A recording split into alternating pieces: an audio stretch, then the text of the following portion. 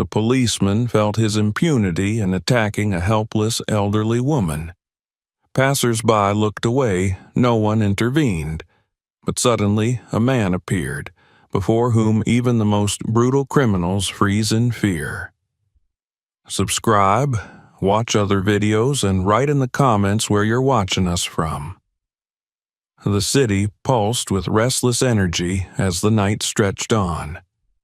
Neon lights flickered against the wet pavement, their reflections broken by the hurried steps of pedestrians weaving through the crowd. The low hum of distant traffic merged with the occasional honk of a horn, and somewhere in the maze of towering buildings a siren wailed. Life moved at an unrelenting pace, indifferent to the individuals that filled its streets. Among them was Marta. She maneuvered her wheelchair along the uneven sidewalk, her frail hands gripping the wheels tightly as she navigated the familiar path toward the bus stop. A thin drizzle had dampened the city earlier, leaving a slick sheen on the concrete.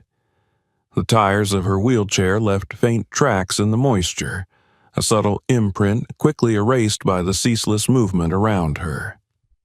She had spent the evening at the small grocery store a few blocks away, carefully selecting just enough food to last her the week: bread, milk, a few apples.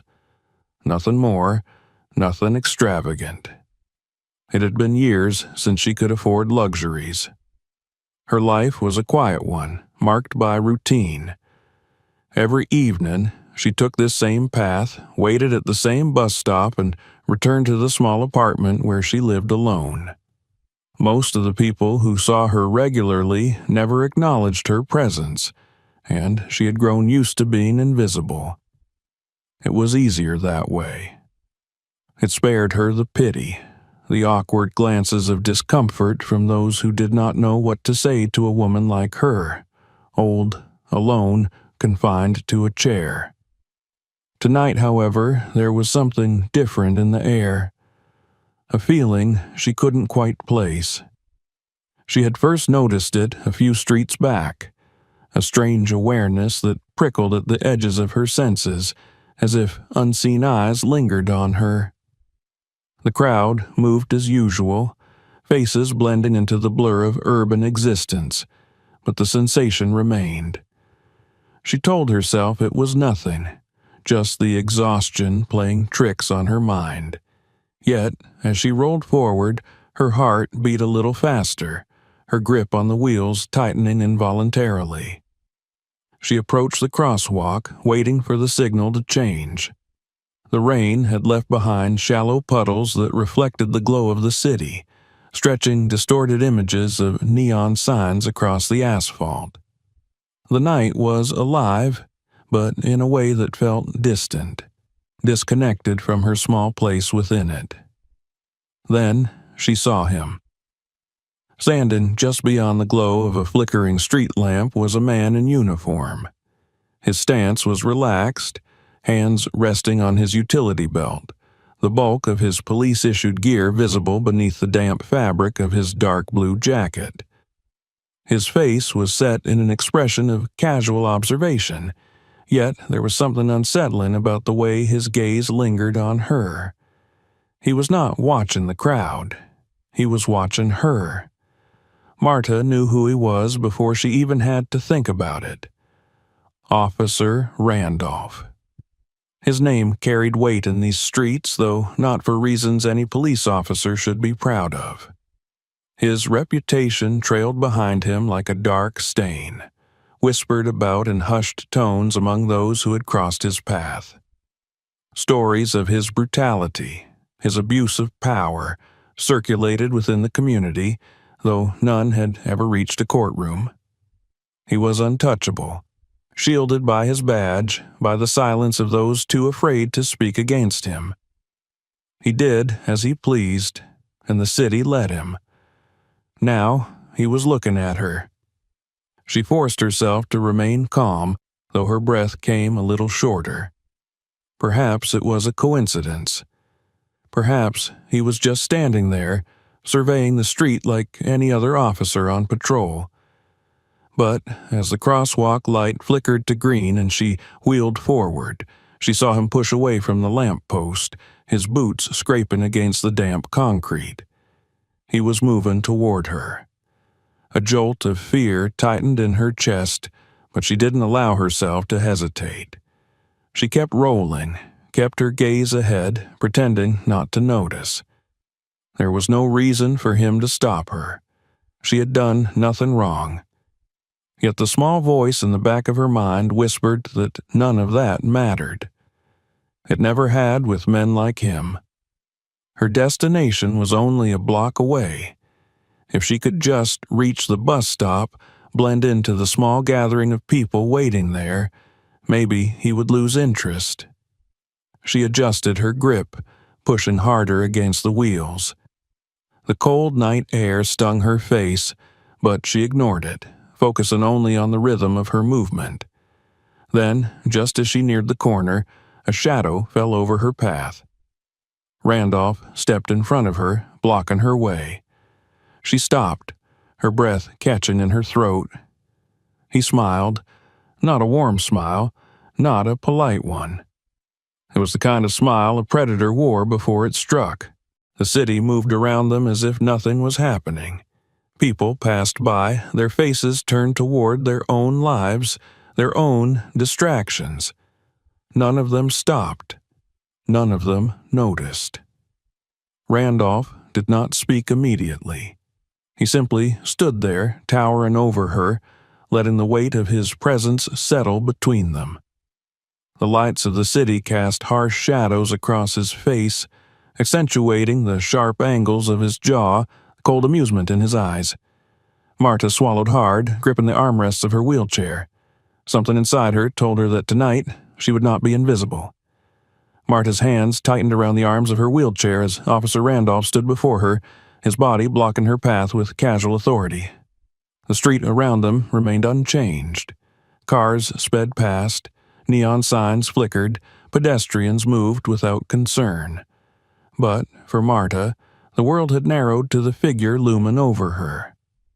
The damp air suddenly felt heavier, pressing down on her chest, making it harder to breathe. She forced herself to keep her expression neutral, though her heart pounded in her ribs. Maybe, if she didn't react, if she simply waited, he would step aside and let her pass. Maybe this was nothing. A coincidence. A mistake. Randolph didn't move. The longer the silence stretched between them, the more suffocating it became. The sharp scent of rain-soaked concrete mixed with the distant aroma of street food. But beneath it all, Marta could sense something else, something intangible yet undeniable. The weight of being watched, being scrutinized. Then he leaned in slightly, his shadow stretching over her like a creeping vine. The expression on his face didn't change, but there was something in his eyes, something Marta had seen before in men who knew they held all the power. Her pulse quickened. She had spent a lifetime learning how to read people, how to measure the dangers in small gestures, in flickers of movement. She knew when a situation had turned, when it had shifted from an uncomfortable encounter to something worse. And now, as she sat trapped in her chair, pinned beneath the weight of his presence, she knew. Randolph spoke, but she barely heard the words. It wasn't what he was saying. It was the way he said it. Slow, measured, amused, the kind of voice that expected no resistance. She tried to move past him, but his boot slid forward, pressing lightly against the front wheel of her chair, halting her attempt. A sickening awareness coiled in her stomach. This wasn't a misunderstanding. This wasn't a coincidence. He had chosen her. Her fingers trembled slightly as she swallowed hard, willing herself not to show fear. If she gave him nothing, maybe he would lose interest. Maybe he would let her go. Randolph smirked, as if reading her thoughts, and then, without warning, his hand shot forward. He grabbed the back of her wheelchair and shoved. Marta gasped as the sudden force jerked her backward. The world tilted violently, her vision spinning as she felt the chair lurch off balance. The contents of her grocery bag spilled onto the ground, apples rolling into the gutter, the loaf of bread landing in a puddle. She barely managed to keep herself upright, her hands clutching at the chair's armrests as she struggled to regain control. But Randolph wasn't finished. Before she could react, he stepped closer, pressing his boot against the base of the wheelchair again. This time, harder. She wasn't just being pushed, she was being trapped. The realization struck like ice in her veins. She looked up, her breath shallow, searching the faces of the passing crowd. No one stopped. A few people glanced in their direction, eyes flicking over the scene before quickly turning away. A man in a suit hesitated for a fraction of a second before tightening his grip on his briefcase and walking faster. A woman with earbuds and barely even noticed. They saw, and they kept moving. Marta's throat constricted as fear tightened its grip. It wasn't just the physical helplessness that terrified her, it was the knowledge that no one would help. Randolph knew it too. That was the worst part. She could see it in the way he carried himself, in the ease with which he leaned in, his face just inches from hers. He enjoyed this. Not just the power, but the certainty that there would be no consequences. She tried to push back, to move, to do anything, but his boot remained firm. Her voice caught in her throat. She wanted to yell, to call for help, but would it even matter? Even if she screamed, even if someone looked, would they step in? Would they risk themselves for a stranger? The answer pressed down on her like a crushing weight. Randolph's hand rested on the back of her chair again, his grip firm, testing. Her breath hitched, and then, in one sharp motion, he shoved her chair backward. This time, she couldn't stop it. Her back slammed against the cold, wet pavement, the impact jolting through her bones. Pain flared in her elbow where it struck the ground, but she barely registered it over the panic surging through her chest. Her wheelchair clattered onto its side, metal scraping against concrete. She was on the ground. The city continued around her, indifferent. Randolph stood over her, his silhouette outlined against the artificial glow of the streetlights. He looked down at her, his expression unreadable, but the gleam in his eyes was unmistakable. This wasn't about anger. It wasn't about anything she had done. It was about power. And right now, he had all of it. Marta tried to push herself up, her hands scrambling against the wet pavement. Her heart pounded so loudly she could barely hear the distant sounds of the city over it. Randolph shifted his weight slightly, adjusting his stance. His fingers tapped against the handle of his baton, a lazy, absent-minded motion, as if he had all the time in the world. He wasn't in a hurry, because no one was coming to stop him. Marta's breath came in shallow gasps, her chest tight with terror. She had never felt more helpless. She had never felt more alone. And then, everything changed. The rhythm of the city stuttered. A presence, subtle at first but undeniable, rippled through the air. Randolph felt it before he saw it. His head turned slightly, his body shifting just enough to acknowledge what Marta had already sensed. Someone was watching. Someone had seen. And they were coming. The air around them thickened, charged with an energy Marta couldn't quite explain. It was subtle at first, like the distant roll of thunder before a storm fully arrived. Something had shifted, the balance of the moment tilting just enough to unsettle even Randolph, who had, until now, held complete control over the situation. He felt it, too. She could see it in the slight stiffening of his posture, in the way his fingers stopped their lazy tapping against the baton at his hip. The city had not stopped moving. Cars still rumbled down the street, pedestrians still wove through the sidewalk. But somewhere in the ebb and flow of that motion, something had changed. It wasn't loud, it wasn't dramatic, but it was undeniable. Marta's breath came in short gasps as she forced herself to shift her gaze past the looming figure of Randolph, scanning the edges of the crowd, searching. And then she saw him. He wasn't running. He wasn't pushing through the bystanders or making any show of urgency. He simply walked, his steps deliberate, measured. The way he moved was effortless, yet there was something about him that made people instinctively step aside, creating a clear path even in the shifting sea of pedestrians. He was tall, broad-shouldered, dressed simply, dark jeans, a plain shirt, and a worn denim jacket that looked like it had seen more than its fair share of years. But it wasn't his clothing that held attention. It was him. There was an unspoken authority in his posture, an undeniable presence that was impossible to ignore. He did not scan the street in confusion, did not hesitate as if trying to decide whether or not to intervene. His eyes were locked onto one thing, onto Randolph. And Randolph knew it. A flicker of irritation passed over the officer's face, barely perceptible, but Marta caught it. He turned slightly, squaring his shoulders as if preparing for some inevitable confrontation, though he still wore the thin mask of confidence. But something was different now.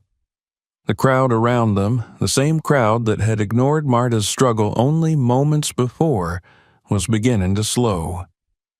People who had once walked past without a second glance were now pausing, sensing the shift in the air. They didn't know exactly why they had stopped. They didn't understand what was about to happen, but they felt it. Randolph adjusted his stance. His hand rested a little more firmly on the baton at his hip.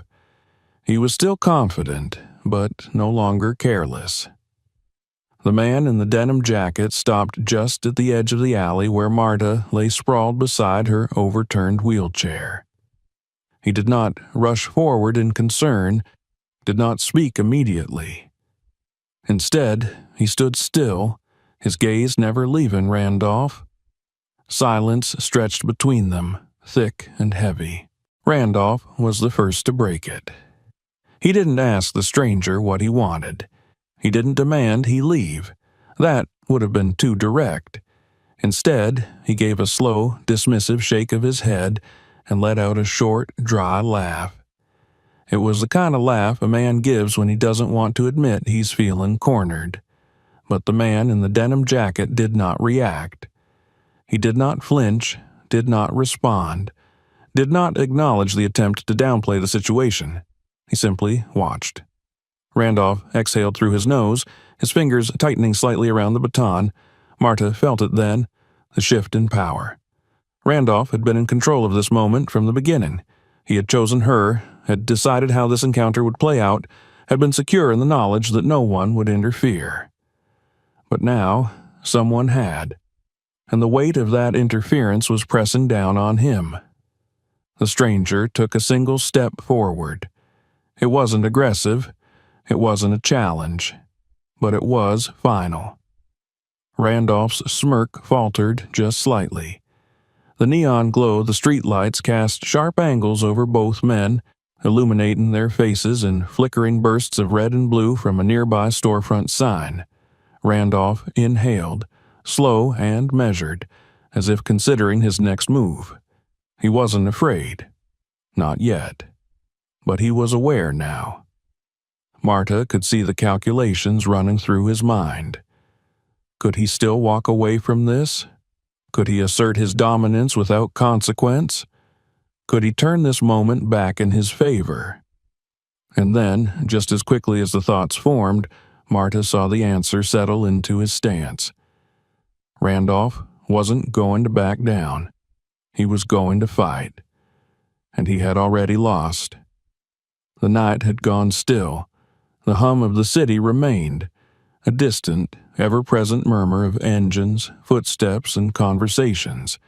But within this narrow space between buildings, time had stretched, thickened, waiting. The weight of inevitability hung between the two men, a silent understanding passing between them. Randolph squared his shoulders, shifting his weight slightly, his fingers now fully wrapped around the handle of his baton. His smirk had vanished, replaced by something harder, something less certain. The man in the denim jacket remained motionless, his posture loose, unreadable, but there was no hesitation in the way he stood. He wasn't bracing for a fight. He was waiting to end one. Marta lay motionless on the ground, her pulse pounding in her ears. She knew what was coming before Randolph even moved. She had seen enough men like him to know that he would not allow himself to be challenged, not in public, not after the crowd had begun to notice. Even if there was no official authority present yet, he could feel the eyes on him now. The balance of power had shifted, but he would not let it tip without a fight. It happened fast. Randolph moved first, jerking the baton free from his belt in a practiced motion, the metal scraping against its holster with a sharp click. His body twisted as he swung downward in a powerful arc, aiming to strike the man square in the ribs, a move designed to cripple, to take control of the fight immediately. But he hit nothing. The stranger stepped aside at the last moment, shifting smoothly as if he had anticipated the strike before it had even begun. The baton sliced through empty air, and in the fraction of a second it took for Randolph to adjust, the counterattack came. A fist drove into his solar plexus, precise and unrelenting. The impact was brutal, sending a hollow, sickening sound echoing through the alley as Randolph's breath left his lungs in a sharp, stunned gasp. His body jerked forward involuntarily, his knees nearly buckling. But the stranger wasn't done. A second strike followed immediately, this time to the ribs, controlled, deliberate, not wild, not rushed. It landed with surgical precision, a calculated application of force that sent Randolph staggering backward, his boots scuffing against the wet pavement. His grip on the baton loosened for just a moment, his breath coming in sharp, ragged gasps. Marta barely breathed. She had seen fights before. Street scuffles, bar brawls, desperate men swinging at each other in anger or self-defense. But this was different. This was not a reckless flurry of fists and adrenaline. This was something measured, something efficient. The man in the denim jacket was not fighting to prove anything. He was fighting to finish this. Randolph snarled, more out of wounded pride than pain. He recovered quickly, too quickly for someone who had just taken two direct blows. He was strong, that much was clear. Years of throwing his weight around, of using his size and training to dominate those weaker than him, had made him formidable in his own way. But, for the first time, he wasn't the strongest one here. His next attack was more controlled, more careful. He adjusted his grip on the baton, holding it with both hands now, his stance shifting slightly. He was trying to predict, to counter, to regain control of the moment before it slipped further from his grasp. His muscles tensed as he lunged forward again, this time swinging lower, aiming for the stranger's knee, a move designed to disable an opponent before they could retaliate. It missed. But this time, the stranger didn't just dodge. He stepped into the attack. His hand snapped out, catching Randolph's wrist mid-swing, stopping the baton's momentum dead in its tracks. A heartbeat later, he twisted. The motion was sharp, precise, a maneuver meant to disarm. Randolph grunted, his grip faltering as pain jolted up his arm. The baton clattered to the ground, skidding across the pavement, the sound sharp and final. The shift in power was immediate. Randolph tried to yank his arm free, but the stranger held firm. A second later, he moved again, stepping in closer, using his own body weight to flip Randolph off balance. The officer hit the ground hard. His back slammed against the concrete, the impact sending a shockwave through his frame. His breath left him in a ragged exhale as he lay sprawled across the alley floor, his mind struggling to process what had just happened. The stranger stepped over him, looking down with an expression that remained unreadable, calm in a way that sent a different kind of fear crawling up Marta's spine. He wasn't gloating. He wasn't reveling in victory. He was simply done. Randolph groaned, rolling onto his side, his face contorted with pain and fury. His hand twitched toward his belt, toward the gun holstered there. A last, desperate grasp at power, at control. A single, sharp movement cut him off. The stranger's boot came down, not on his hand, but beside it, firm enough to send a warning through the ground beneath them. It wasn't a threat, it was a statement. Don't. Randolph froze. For the first time since the encounter had begun, real fear entered his eyes. Marta exhaled shakily, the adrenaline making her limbs feel weak. She didn't know what would happen next. She didn't know if Randolph would try again, if he would take the humiliation and turn it into something worse later. But she knew one thing. Tonight, for the first time, he had lost. Randolph's heavy breathing filled the alley, ragged and uneven, a sharp contrast to the steady rise and fall of the stranger's chest. The fight had left him winded, stripped of the power he had wielded so effortlessly just moments ago. His fingers twitched against the concrete, curling into a fist as if gripping at the last remnants of control. His uniform, once pristine, was now dirtied, his badge catching the dim glow of the street lamp overhead. His pride had suffered a deeper wound than his body, and that was a pain he was not accustomed to feeling. Marta had not moved. She remained where she had fallen, watching the scene unfold with the stunned awareness of someone who had just narrowly escaped disaster.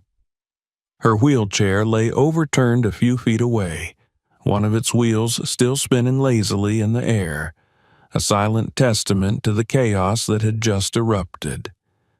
The stranger had stepped away from Randolph now, his back turned, his silhouette a stark contrast against the faint glow from the street beyond the alley. He did not gloat, he did not taunt. He simply left, as if what had just transpired required no further action. And maybe, for him, it didn't. Randolph, however, was not done. A low growl of frustration rumbled from his chest as he pushed himself up, his limbs trembling slightly from the strain of the blows he had taken. His face twisted with fury, his jaw clenched so tightly that the veins in his neck stood out against his skin. He was not used to losing. He was not used to being on the receiving end of the kind of violence he so often inflicted. Marta saw the moment his mind shifted, the moment survival turned to revenge. His hand moved toward his belt, fingers grazing the holster at his side. Even in his weakened state, even with the weight of defeat pressing down on him, he was still a man with a weapon. But the stranger had not left yet. The moment Randolph reached for his gun, the man in the denim jacket turned. His movement was unhurried, controlled, but his eyes, those dark, unreadable eyes, locked onto Randolph with an intensity that froze the officer in place. It was not fear that stopped him. It was the undeniable certainty that if he continued, the consequences would be swift and absolute. Randolph's fingers hesitated just above the holster, trembling with indecision. His breath came fast, sharp, his rage battling against something more primal, an instinct that told him he was no longer in control of this situation. The stranger took a single step forward. That was all it took. Randolph's hand dropped away from his belt, his lips curling in frustration. He wanted to fight back. He wanted to reclaim the dominance he had lost, but some part of him, some deep, animalistic part, understood that he had already lost. There was no salvaging this. Not now. A murmur stirred at the entrance of the alley. The crowd that had once ignored the unfolding scene had begun to change. Eyes that had previously averted were now fixed on the aftermath, drawn by something undeniable.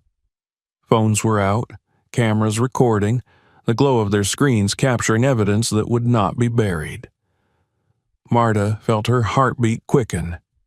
For the first time, the city saw. Randolph must have felt it too.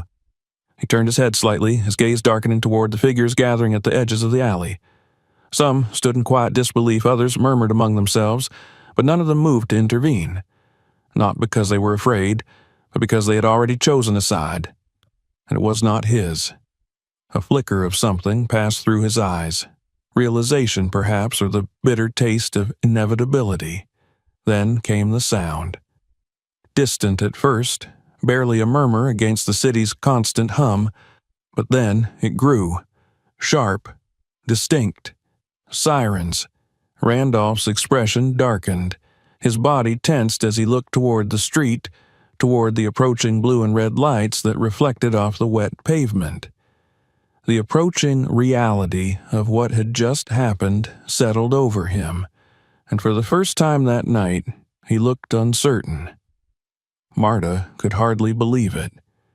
He was going to be held accountable. The stranger remained still, watching, but making no move to stay. He had done what needed to be done. His presence had shifted the tides, had tilted the balance away from men like Randolph and toward something closer to justice. But he had no intention of waiting to see how it ended. He turned again, this time with finality, and walked toward the mouth of the alley. His steps were as steady as they had been when he arrived, unaffected by the weight of what had just transpired. He was leaving. Randolph saw it too, and for a brief moment, something desperate flickered in his expression. He wanted to call out, to demand something, but no words came. There was nothing left to say, nothing he could do to undo what had already been set in motion. The crowd parted as the stranger stepped onto the sidewalk, blending into the city as seamlessly as he had emerged from it. He was gone. Marta barely had time to process it before the police arrived. The cruisers skidded to a halt at the curb, doors bursting open as uniformed officers spilled into the street. Their radios crackled, hands hovering near their holsters, ready for anything. But what they found was not a riot, not chaos. They found their own. Randolph, bloodied and on the ground, his reputation shattered in the cold light of the street lamps.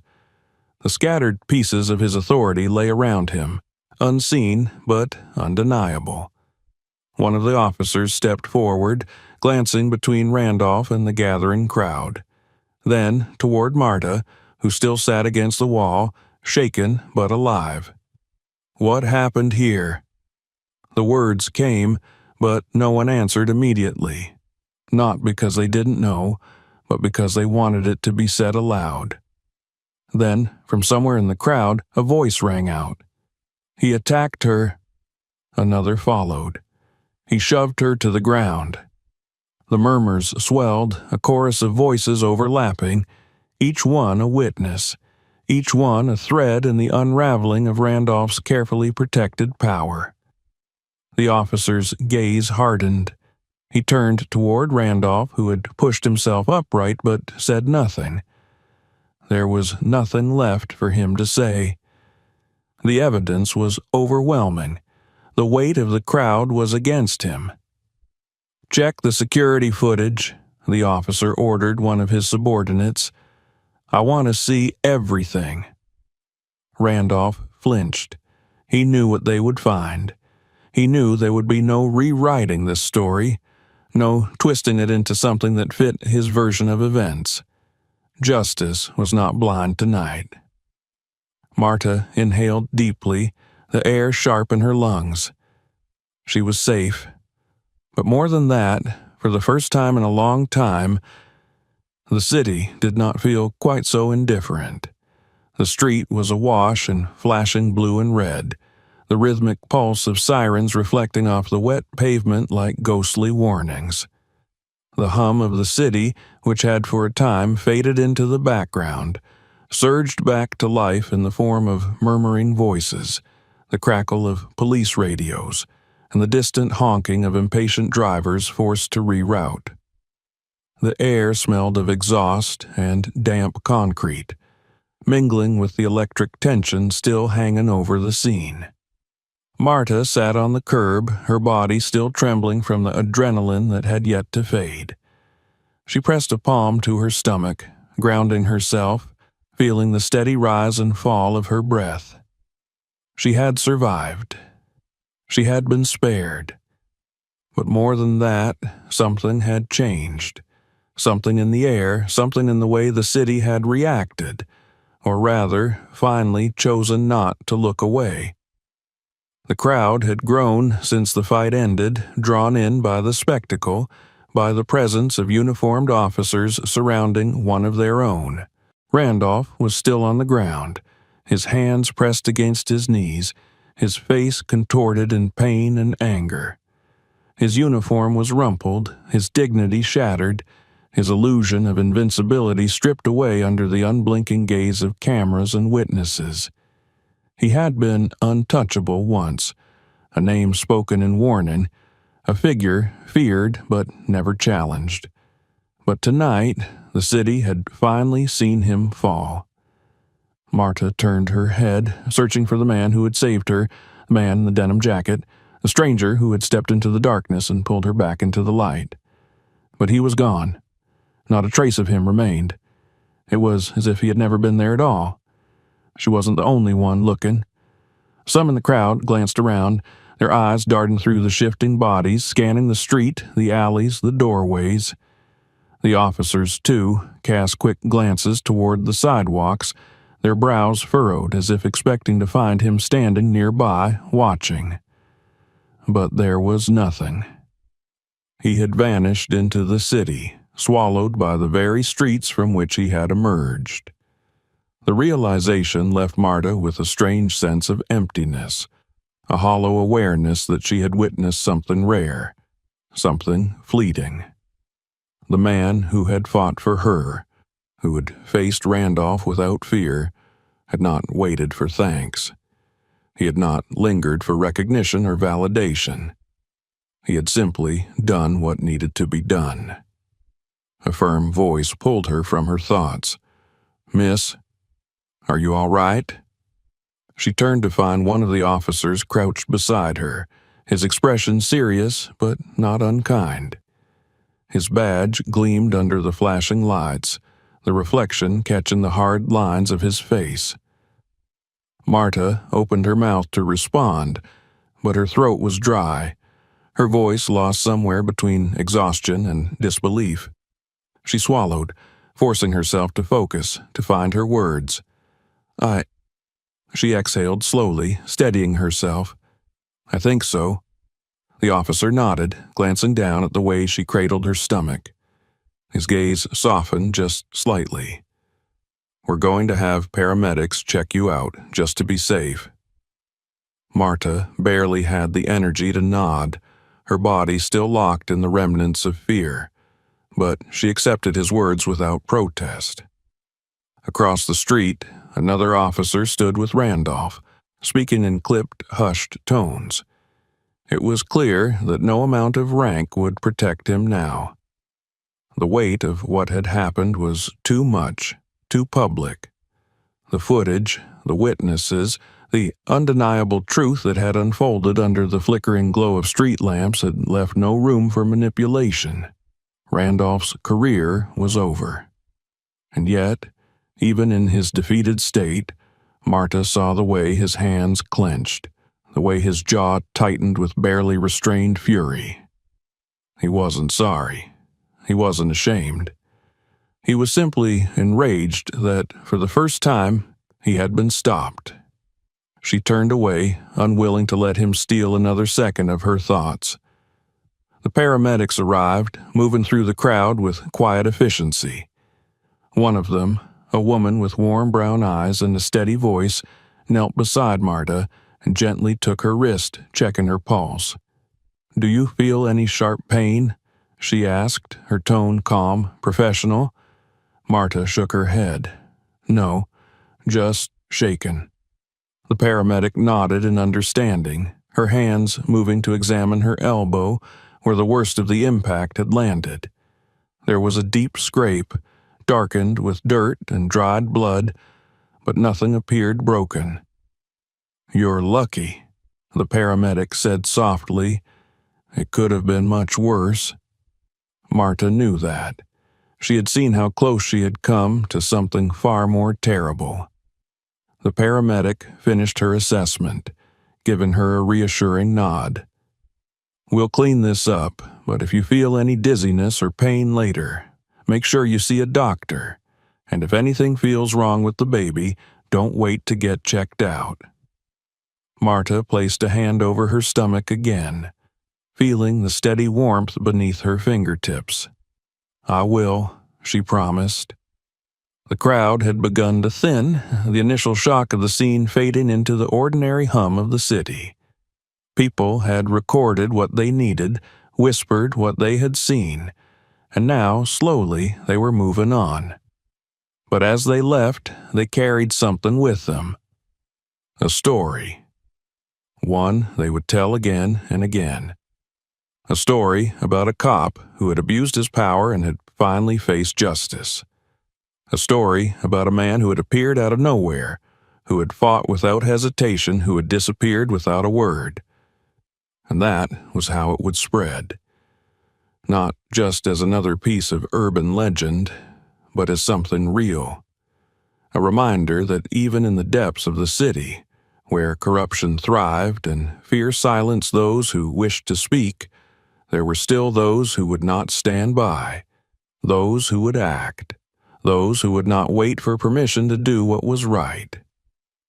Marta watched as Randolph was finally led toward one of the police cruisers. His face was pale with barely restrained rage, but there was nothing he could do. The weight of the night pressed down on him, on the choices he had made, on the consequences he had never thought he would face. She turned away before they closed the door behind him. The officer from before returned to her side, his expression unreadable. "Do you know who that man was?" Marta hesitated. She didn't know his name. She had never seen him before tonight, and yet she felt certain that she had always known his kind. "No," she said finally, "but I don't think that matters." The officer studied her for a moment, then nodded. It was an answer that felt more truthful than any name could have been. As she was helped to her feet, she cast one last glance towards the street, half expecting to see him standing there, watching. But of course he wasn't. The night had swallowed him whole, just as it had done before, just as it would again. And somewhere, in another part of the city, in another darkened alley where someone else might be crying out for help, he was already moving toward the next fight. If you enjoyed this story, make sure to subscribe for more. Don't forget to watch our other videos for more gripping content. Share this video with your friends and let us know in the comments where you're watching from.